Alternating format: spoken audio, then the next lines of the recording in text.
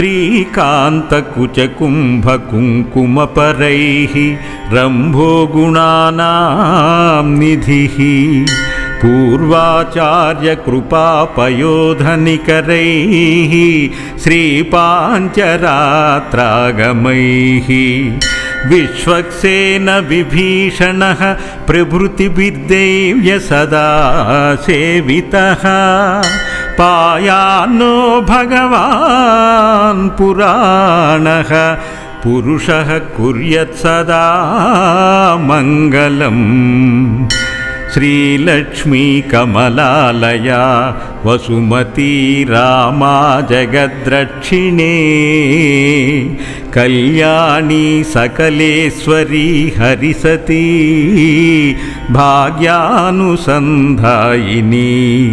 सौभांगी विमलेक्षणी विमलिनी नारायणी श्रीकरी पायान्नः सकलेष्टदा भगवती कुर्यात् सदा मङ्गलम् श्रीरङ्गे गरुडाचले जनगिरौ सिंहाचले मन्दिरे वैकुण्ठे कनकाचले गिरिवरौ नारायणाख्याचले लोकालोका महाचले शनिषधे पुण्याचले श्वाश्रितः पायान्नो भगवान् पुराणः पुरुषः कुर्यात् सदा मङ्गलम् श्रीरामानुजभट्टरार्य शठगोपानन्तसङ्कर्षणः श्रीसौदर्शनपाञ्चजन्यधरिता चार्यर्महावैष्णवैः वेदैः शास्त्रपुराणवैष्णवकथला पै सदा सेवितः पायान्नो भगवान् पुराणः पुरुषः कुर्यात् सदा मङ्गलम् नानावेदपुराणसारविभवः श्रीपाञ्चरात्रागमः शास्त्राणामधिकृत्सहस्रमधिकैः श्रीवैष्णवैः सात्विकैः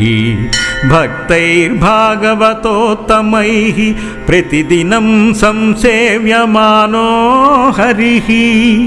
पायान्नो भगवान् पुराणः पुरुषः कुर्यात् सदा मङ्गलम् वेदव्यासपराशकौशिखमुख प्रह्लादरुक्माङ्गदौ विश्वक्सेन विभीषणौ च हनुमान् श्रीवैनतेयादयः एतैः भागवतोत्तमैः रम्यतनिकरैः संसेव्यमानः सदा पायान्नो भगवान् पुराणः पुरुषः कुर्यात् सदा मङ्गलम् प्रासादाध्वजसौधमण्डपमहासौवर्णपीठोन्नता प्राकारान्तरहेमरत्नरुचिभिर्ज्वाज्वल्यमानो हरिः नित्यं नित्यमहोत्सवं बहुविधं मासं च पक्षोत्सवं पायान्नो भगवान् पुराणः पुरुषः कुर्यात् सदा मङ्गलम् मीनकच्छपसूकरो नरमृगः कुब्जो महाभार्गवो रामो यादवनायको हलधरः कृष्णश्च कल्क्यादयः लोकानां हितकारणाय जनितो देवो जगद्रक्षकः पायान्नो भगवान् पुराणः पुरुषः कुर्यात् सदा मङ्गलम् कुर्यात् सदा मङ्गलम् कुर्यात् सदा मङ्गलम् श्रीकान्तकुचकुम्भकुङ्कुमपरैः रम्भो गुणानां निधिः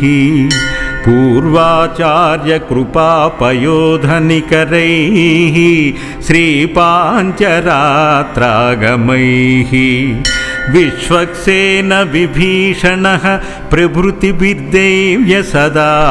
सेवितः पायान्नो भगवान् पुराणः पुरुषः कुर्यात् सदा मङ्गलम् श्रीलक्ष्मी कमलालया वसुमती रामा जगद्रक्षिणे कल्याणी सकलेश्वरी हरिसती भाग्यानुसन्धायिनी शोभांगी विमलेक्षणी विमलिनी नारायणी श्रीकरी पायान्नः सकलेष्टदा भगवती कुर्यात् सदा मङ्गलम् श्रीरङ्गे गरुडाचले जनगिरौ सिंहाचले मन्दिरे वैकुण्ठे कनकाचले गिरिवरौ नारायणाख्याचले लोकालोका महाचले शनिषधे पुण्याचले श्वाश्रितः पायान्नो भगवान् पुराणः पुरुषः कुर्यात् सदा मङ्गलम् श्रीरामानुजभट्टरार्य शठगोपानन्तसङ्कर्षणः श्रीसौदर्शनपाञ्चजन्यधरिता चार्यर्महावैष्णवैः वेदैः शास्त्रपुराणवैष्णवकथला पै सदा सेवितः पायान्नो भगवान् पुराणः पुरुषः कुर्यात् सदा मङ्गलम् नानावेदपुराणसारविभवः श्रीपाञ्चरात्रागमः शास्त्राणामधिकृत्सहस्रमधिकैः श्रीवैष्णवैः सात्विकैः भक्तैर्भागवतोत्तमैः प्रतिदिनं संसेव्यमानो हरिः पायान्नो भगवान् पुराणः पुरुषः कुर्यात् सदा मङ्गलम् वेदव्यासपराशकौशिखमुख प्रह्लादरुक्माङ्गदौ विश्वक्सेन विभीषणौ च हनुमान् श्रीवैनतेयादयः एतैः भागवतोत्तमैः रम्यतनिकरैः संसेव्यमानः सदा पायान्नो भगवान् पुराणः पुरुषः कुर्यात् सदा मङ्गलम् प्रासादाध्वजसौधमण्डपमहासौवर्णपीठोन्नता प्राकारान्तरहेमरत्नरुचिभिर्ज्वाज्वल्यमानो हरिः नित्यं नित्यमहोत्सवं बहुविधं मासं च पक्षोत्सवं पायान्नो भगवान् पुराणः पुरुषः कुर्यात् सदा मङ्गलम् मीनकच्छपसूकरो नरमृगः कुब्जो महाभार्गवो रामो यादवनायको हलधरः कृष्णश्च कल्क्यादयः लोकानां हितकारणाय जनितो देवो जगद्रक्षकः पायान्नो भगवान् पुराणः पुरुषः कुर्यात् सदा मङ्गलम् कुर्यात् सदा मङ्गलम् कुर्यात् सदा मङ्गलम् श्रीकान्तकुचकुम्भकुङ्कुमपरैः रम्भो गुणानां निधिः पूर्वाचार्यकृपापयोधनिकरैः श्रीपाञ्चरात्रागमैः विश्वक्सेन विभीषणः प्रभृतिभिर्देव्य सदा सेवितः पायान्नो भगवान् पुराणः पुरुषः कुर्यात् सदा मङ्गलम् श्रीलक्ष्मी कमलालया वसुमती रामा जगद्रक्षिणे कल्याणी सकलेश्वरी हरिसती भाग्यानुसन्धायिनी शोभांगी विमलेक्षणी विमलिनी नारायणी श्रीकरी पायान्नः सकलेष्टदा भगवती कुर्यात् सदा मङ्गलम् श्रीरङ्गे गरुडाचले जनगिरौ सिंहाचले मन्दिरे वैकुण्ठे कनकाचले गिरिवरौ नारायणाख्याचले लोकालोका महाचले शनिषधे पुण्याचले श्वाश्रितः पायान्नो भगवान् पुराणः पुरुषः कुर्यात् सदा मङ्गलम् श्रीरामानुजभट्टरार्य शठगोपानन्तसङ्कर्षणः श्रीसौदर्शनपाञ्चजन्यधरिता चार्यर्महावैष्णवैः वेदैः शास्त्रपुराणवैष्णवकथला पै सदा सेवितः पायान्नो भगवान् पुराणः पुरुषः कुर्यात् सदा मङ्गलम् नानावेदपुराणसारविभवः श्रीपाञ्चरात्रागमः शास्त्राणामधिकृत्सहस्रमधिकैः श्रीवैष्णवैः सात्विकैः भक्तैर्भागवतोत्तमैः प्रतिदिनं संसेव्यमानो हरिः पायान्नो भगवान् पुराणः पुरुषः कुर्यात् सदा मङ्गलम् वेदव्यासपराशकौशिखमुख प्रह्लादरुक्माङ्गदौ विश्वक्सेन विभीषणौ च हनुमान् श्रीवैनतेयादयः एतैः भागवतोत्तमैः रम्यतनिकरैः संसेव्यमानः सदा पायान्नो भगवान् पुराणः पुरुषः कुर्यात् सदा मङ्गलम् प्रासादाध्वजसौधमण्डपमहासौवर्णपीठोन्नता प्राकारान्तरहेमरत्नरुचिभिर्ज्वाज्वल्यमानो हरिः नित्यं नित्यमहोत्सवं बहुविधं मासं च पक्षोत्सवं पायान्नो भगवान् पुराणः पुरुषः कुर्यात् सदा मङ्गलम् मीनकच्छपशूकरो नरमृगः कुब्जो महाभार्गवो रामो यादवनायको हलधरः कृष्णश्च कल्क्यादयः लोकानां हितकारणाय जनितो देवो जगद्रक्षकः पायान्नो भगवान् पुराणः पुरुषः कुर्यात् सदा मङ्गलम् कुर्यात् सदा मङ्गलम् कुर्यात् सदा मङ्गलम्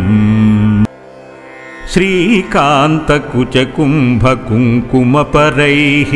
रम्भो गुणानां निधिः पूर्वाचार्यकृपापयोधनिकरैः श्रीपाञ्चरात्रागमैः विश्वक्सेन विभीषणः प्रभृतिभिर्देव्य सदा सेवितः पायान्नो भगवान् पुराणः पुरुषः कुर्यात् सदा मङ्गलम् श्रीलक्ष्मी कमलालया वसुमती रामा जगद्रक्षिणे कल्याणी सकलेश्वरी हरिसती भाग्यानुसन्धायिनी शोभांगी विमलेक्षणी विमलिनी नारायणी श्रीकरी पायान्नः सकलेष्टदा भगवती कुर्यात् सदा मङ्गलम् श्रीरङ्गे गरुडाचले जनगिरौ सिंहाचले मन्दिरे वैकुण्ठे कनकाचले गिरिवरौ नारायणाख्याचले लोकालोका महाचले शनिषधे पुण्याचले श्वाश्रितः पायान्नो भगवान् पुराणः पुरुषः कुर्यात् सदा मङ्गलम् श्रीरामानुजभट्टरार्य शठगोपानन्तसङ्कर्षणः श्रीसौदर्शनपाञ्चजन्यधरिता चार्यर्महावैष्णवैः वेदैः शास्त्रपुराणवैष्णवकधला पै सदा सेवितः पायान्नो भगवान् पुराणः पुरुषः कुर्यात् सदा मङ्गलम् नानावेदपुराणसारविभवः श्रीपाञ्चरात्रागमः शास्त्राणामधिकृत्सहस्रमधिकैः श्रीवैष्णवैः सात्विकैः भक्तैर्भागवतोत्तमैः प्रतिदिनं संसेव्यमानो हरिः पायान्नो भगवान् पुराणः पुरुषः कुर्यात् सदा मङ्गलम् वेदव्यासपराशकौशिकमुख प्रह्लादरुक्माङ्गदौ विश्वक्सेन विभीषणौ च हनुमान् श्रीवैनतेयादयः एतैः भागवतोत्तमैः रम्यतनिकरैः संसेव्यमानः सदा पायान्नो भगवान् पुराणः पुरुषः कुर्यात् सदा मङ्गलम् प्रासादाध्वजसौधमण्डपमहासौवर्णपीठोन्नता प्राकारान्तरहेमरत्नरुचिभिर्ज्वाज्वल्यमानो हरिः नित्यं नित्यमहोत्सवं बहुविधं मासं च पक्षोत्सवं पायान्नो भगवान् पुराणः पुरुषः कुर्यात् सदा मङ्गलम् मीनकच्छपसूकरो नरमृगः कुब्जो महाभार्गवो रामो यादवनायको हलधरः कृष्णश्च कल्क्यादयः लोकानां हितकारणाय जनितो देवो जगद्रक्षकः पायान्नो भगवान् पुराणः पुरुषः कुर्यात् सदा मङ्गलम् कुर्यात् सदा मङ्गलम् कुर्यात् सदा मङ्गलम् श्रीकान्तकुचकुम्भकुङ्कुमपरैः रम्भो गुणानां निधिः पूर्वाचार्यकृपापयोधनिकरैः श्रीपाञ्चरात्रागमैः विश्वक्सेन विभीषणः प्रभृतिभिर्दैव्य सदा सेवितः पायान्नो भगवान् पुराणः पुरुषः कुर्यात् सदा मङ्गलम् श्रीलक्ष्मी कमलालया वसुमती रामा जगद्रक्षिणे कल्याणी सकलेश्वरी हरिसती भाग्यानुसन्धायिनी शोभांगी विमलेक्षणी विमलिनी नारायणी श्रीकरी पायान्नः सकलेष्टदा भगवती कुर्यात् सदा मङ्गलम् श्रीरङ्गे गरुडाचले जनगिरौ सिंहाचले मन्दिरे वैकुण्ठे कनकाचले गिरिवरौ नारायणाख्याचले लोकालोका महाचले शनिषधे पुण्याचले श्वाश्रितः पायान्नो भगवान् पुराणः पुरुषः कुर्यात् सदा मङ्गलम् श्रीरामानुजभट्टरार्य शठगोपानन्तसङ्कर्षणः श्रीसौदर्शनपाञ्चजन्यधरिता चार्यर्महावैष्णवैः वेदैः शास्त्रपुराणवैष्णवकधला पै सदा सेवितः पायान्नो भगवान् पुराणः पुरुषः कुर्यात् सदा मङ्गलम् नानावेदपुराणसारविभवः श्रीपाञ्चरात्रागमः शास्त्राणामधिकृत्सहस्रमधिकैः श्रीवैष्णवैः सात्विकैः भक्तैर्भागवतोत्तमैः प्रतिदिनं संसेव्यमानो हरिः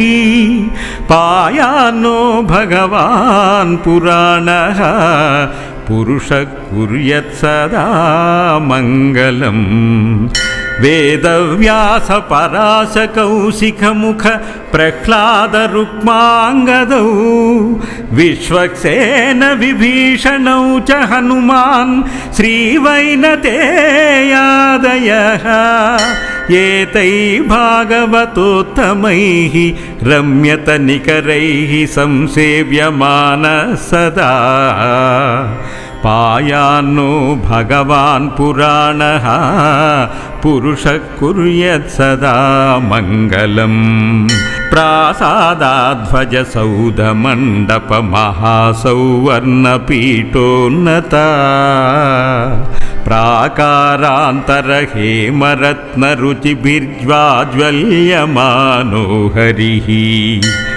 नित्यं नित्यमहोत्सवं बहुविधं मासं च पक्षोत्सवं पायान्नो भगवान् पुराणः पुरुषः कुर्यात् सदा मङ्गलम् मीनकच्छपशूकरो नरमृगः कुब्जो महाभार्गवो रामो यादवनायको हलधरः कृष्णश्च कल्क्यादयः लोकानां हितकारणाय जनितो देवो जगद्रक्षकः पायान्नो भगवान् पुराणः पुरुषः कुर्यात् सदा मङ्गलम् कुर्यात् सदा मङ्गलम् कुर्यात् सदा मङ्गलम् श्रीकान्तकुचकुम्भकुङ्कुमपरैः रम्भो गुणानां निधिः पूर्वाचार्यकृपापयोधनिकरैः श्रीपाञ्चरात्रागमैः विश्वक्सेन विभीषणः प्रभृतिभिर्देव्य सदा सेवितः पायान्नो भगवान् पुराणः पुरुषः कुर्यात् सदा मङ्गलम् श्रीलक्ष्मी कमलालया वसुमती रामा जगद्रक्षिणे कल्याणी सकलेश्वरी हरिसती भाग्यानुसन्धायिनी शोभांगी विमलेक्षणी विमलिनी नारायणी श्रीकरी पायान्नः सकलेष्टदा भगवती कुर्यात् सदा मङ्गलम् श्रीरङ्गे गरुडाचले जनगिरौ सिंहाचले मन्दिरे वैकुण्ठे कनकाचले गिरिवरौ नारायणाख्याचले लोकालोका महाचले शनिषधे पुण्याचले श्वाश्रितः पायान्नो भगवान् पुराणः